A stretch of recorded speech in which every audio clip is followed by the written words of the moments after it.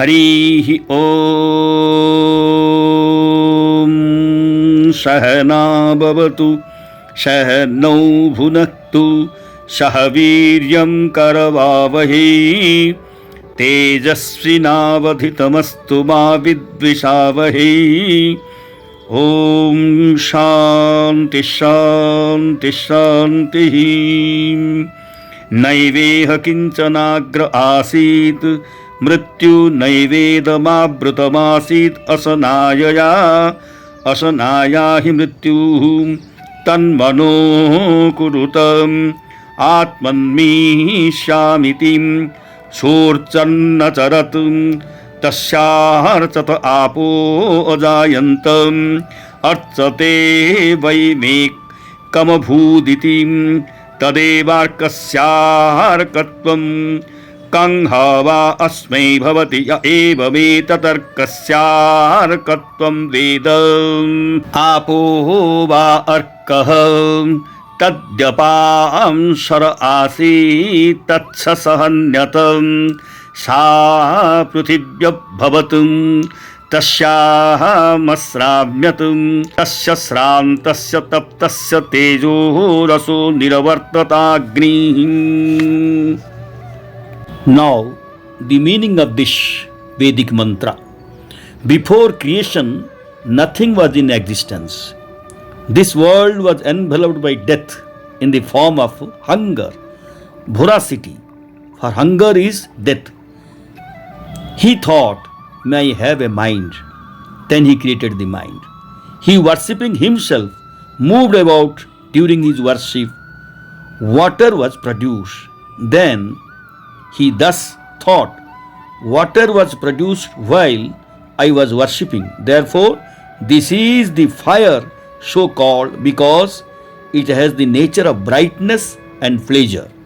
One who thus knows the origin etc. of fire, for him verily happiness comes.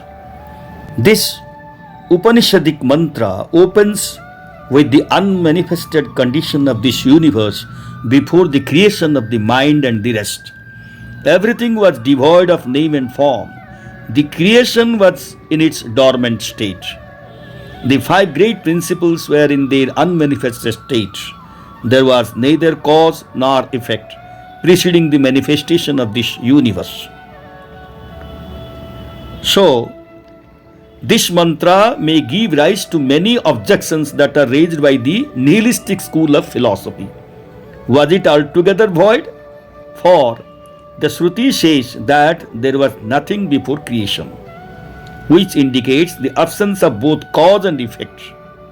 But when cause and effect are totally absent, the conception of non-existence cannot arise in the mind. The absence of a pot presupposes, according to the nihilists, the non-existence of that pot.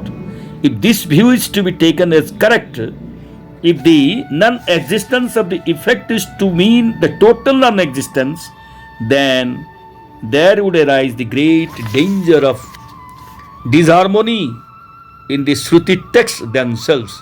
Shruti declares that though there was neither day nor night, neither being nor non-being before the emergence of the universe, yet, however, the Supreme Being was existing. It is the primary being, for no other whatsoever preceded it. If we agree with the view that nothing was existing before the creation came into manifestation, as some of the schools of philosophy hold, there would occur an inconsistency in the subject matter of the present topic, which is immediately followed by this was enveloped by death in the form of voracity. It's not correct to say that existence presupposed a universal void or a total absence of the primary cause, for we have never seen a pot coming into existence without a cause, namely clay. No effect is produced when there is no cause. Whether or not the cause is perceptible, we can infer a cause from the effect. As we infer the clay, the cause, from the effect, the pot. It is immaterial whether the cause is perceptible or not. What is significant is the production of the effect. From this, we rightly infer that before creation, the universe also must have existed in its existent cause, which is existent. The Shruti says that the world was covered by death, which means that death was in existence prior to creation. Then, of course, the objection is answered by the same Shruti. Now we understand the passage in this way. Before its manifestation, enveloped by the all enveloping death, nothing existed whatsoever. If this passage is read and explained from the mythological point of view, death here symbolizes the state of Adi Pralaya, the first state of cosmic deluge. Before life manifested in creation, there was total negation of it, which is characterized by the state of death. To put the matter concisely, prior to creation, everything that was unmanifest. The life vibrations were in latent form. Though the supreme principle was there, it was in an unmanifested form. Just as earth is seen in the form of lump of clay, and clay, as a matter of fact, manifests itself in the form of a jar. Similarly, the supreme principle manifested itself by virtue of Ichha Shakti or willpower in the form of creation. The unmanifested aspect of life principle in that condition was temporarily devoid of the power to will. He thought, let me have a mind, and he created the mind. This is the process of the projection of life as enumerated in Vedas. After life was projected, through the venue of death, life animated itself throughout. Then what happened? Life appeared, became manifest in the form of willing. Then he went on worshipping, which symbolizes the animation of Kriya Shakti or creative power. Life principle is always understood to denote the setting of Kriya Shakti in motion, dynamism or activity. A twofold result followed. First, there is an awareness of the activity of the mind, which is called in Upanishadic terms fire. And secondly, there is a consciousness of the feeling of happiness that arises from such activities of mind, which is called water in Upanishads. Worship represents fire and its outcome, happiness, represents water, there being the third and fourth principle in order of creation.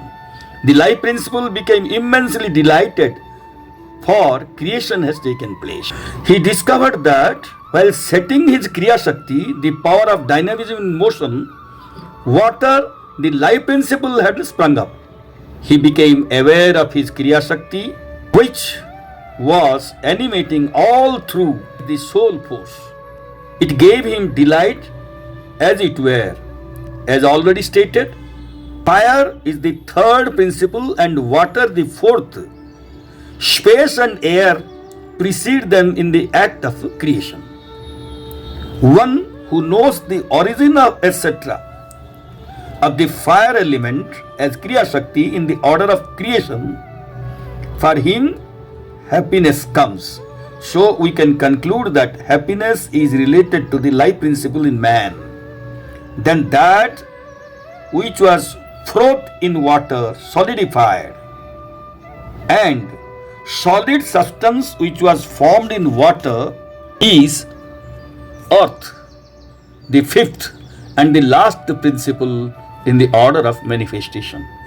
After having created the earth, Prajapati became tired, and this essence and his luster emerged from his body and the principle of fire was born, which is the firstborn Viraja, who is identified with the sum total of all bodies. This is to illustrate that the mind assumed denser and denser form, and thus all material objects of the earth were created. He became tired by working much and distressed because of his separation from the Supreme Self. Brahma, the creator, began to move about, manifesting as the vital energy of his creation and function as a prana in all beings. Then there is further division of life. He, as fire, divided itself in threefold ways, as the sun, the air, and the fire.